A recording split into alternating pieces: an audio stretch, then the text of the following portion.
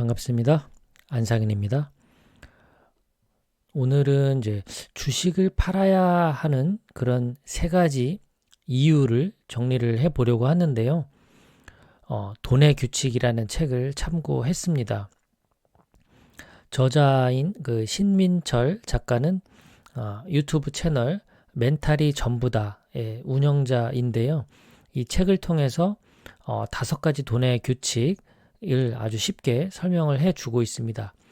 그 내용 중에 우리가 자산을 팔아야 하는 세 가지 이유에 대해서 정리해 놓은 것이 있는데 한번 참고해 보시면 좋을 것 같습니다. 자산을 팔아야 하는 경우는 좋은 자산이 이제 더 이상 좋은 자산이 아니라는 뜻이겠죠.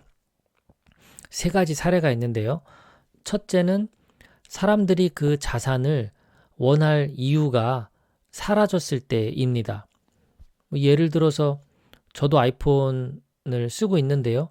아이폰을 안 쓰거나 그리고 테슬라 전기차를 안 사거나 또 우리가 자주 보는 이 유튜브를 사람들이 이용하지 않는다면 그러면 이제 더 이상 우리가 애플이든 테슬라든 구글이든 투자할 이유가 없겠죠. 이럴 때는 팔아야 합니다.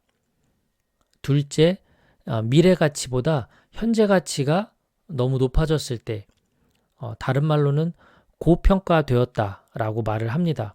우리가 자산을 사는 이유는 지금보다 미래에 더 가치가 있을 거라는 기대 때문에 삽니다. 그런데 미래 가치를 현재 가치로 환산한 가격보다 현재 가격이 더 높다면 그 자산을 파는 것이 좋겠죠.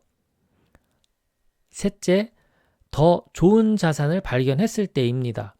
내가 지금 가지고 있는 자산보다 훨씬 더 매력적인 자산을 발견을 했다면 그 자산으로 갈아타기 위해서 지금 자산을 팔 수가 있겠죠.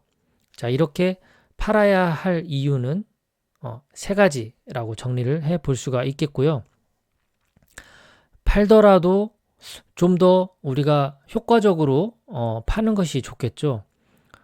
한 번에 파는 것보다는 분할로 매도하는 것이 좋습니다. 그러면 어떻게 팔면 좋을까요? 자, 이것도 앞서서 우리가 팔아야 할 그 이유 세 가지 측면에서 접근을 해본다면 첫째, 사람들이 그 자산을 원할 이유가 사라졌을 때는 펀더멘탈이 심각하게 무너진 기업, 아까 앞서 말씀드린 대로 아이폰만 쓰던 사람들이 아이폰을 안 쓰고 테슬라 전기차를 쓰던 사람들이 테슬라 전기차를 사용하지 않고 유튜브에서 사람들이 늘 영상을 봤는데 더 이상 유튜브를 이용하지 않아. 이렇게 수익 모델이 명확한 비즈니스 모델이 있었는데 그 펀더멘털이 무너진 거예요. 그러면 그 주가는 순식간에 급락을 할 가능성이 높아지겠죠. 이럴 때 한꺼번에 파는 수밖에 없을 겁니다. 근데 다행히 지금 이 채널을 보시는 분들 대부분이 개별 주식은 삼성전자를 많이 투자하시고 그리고 나머지는 미국 ETF에 주로 투자하는 분들이 많기 때문에 이렇게 갑작스럽게 기업이 뭐 10개, 20개, 30개 우수수수 무너져 내릴 가능성은 없죠. 그래서 우리는 이렇게 급락해서 한꺼번에 파는 일은 벌어지지 않을 거고요. 자, 둘째, 미래 가치보다 현재 가격이 높아졌을 때 고평가되었다라고 하는데요. 이럴 때는 이제 내가 생각하는 적절한 가격에 근접했을 때에는 분할 매도를 시작하는 겁니다. 세 번째는 더 좋은 자산을 발견했을 때 이때 분할 매도가 정말 필요한 시점이죠. 새로운 자산이 나타났는데 발견을 했는데 정말 좋은 자산인지 확인하는 시간이 좀 필요할 겁니다. 그렇기 때문에 점진적으로 조금씩 옮겨가는 것이 안전할 겁니다. 자, 신민철 작가님은 이렇게 이야기를 합니다. 좋은 자산을 사서 팔 이유가 없는 한 영원히 보유하라. 이렇게 명언을 남겼습니다. 자, 사고 파는 행위 자체가 우리 이 아마추어 초보 투자자에게는 정말 좋지 않습니다. 자, 미국의 그 가장 유명한 투자 은행 중에 한 곳이 피델리티 운영사가 있는데요. 피델리티의 계좌를 가지고 있는 투자자 중에서 가장 뛰어난 실적을 낸 집단을 찾아서 분석했다고 합니다. 결과가 정말 터무니없는 결과가 나왔는데요. 피델리티에 투자를 하고 있으면서 그 투자자 본인이 내가 계좌를 가지고 있는지조차 잊어버린 투자자 그룹이었다고 합니다. 아이러니하죠? 그러니까 그냥 투자를 했는지도 모르고 시간이 지났는데 결과를 보니까 수익률이 최고에 다다라 있는 거예요. 우리가 여기서 배울 수 있는 것은 아마추어 투자자의 대부분은 거래를 많이 하면 할수록 손해를 본다는 것을 알아야 합니다. 이렇게 또 비유를 들 수가 있죠.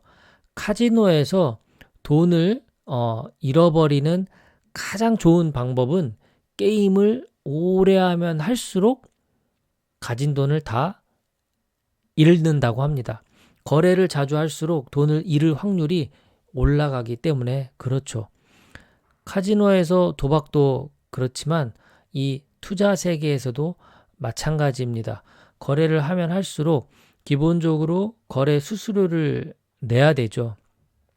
원금에서 계속해서 내 투자 금액이 거래를 하면 할수록 줄어듭니다. 그리고 늘 우리가 투자를 할 때 10번, 20번 정말 좋은 어떤 수익률을 낼 수가 없거든요. 그렇기 때문에 단 한 번의 실수만으로도 내가 가진 원금을 날릴 수 있는 위험성이 있죠.